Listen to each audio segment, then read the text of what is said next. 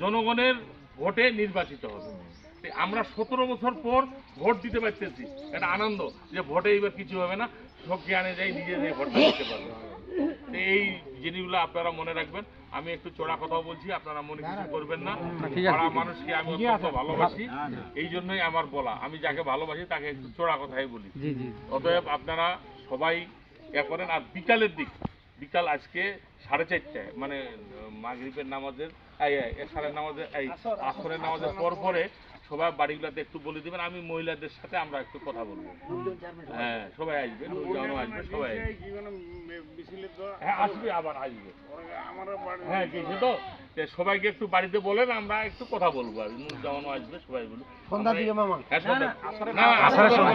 সন্ধ্যার পরে যাবো আমরা মিরাপাড়ায়।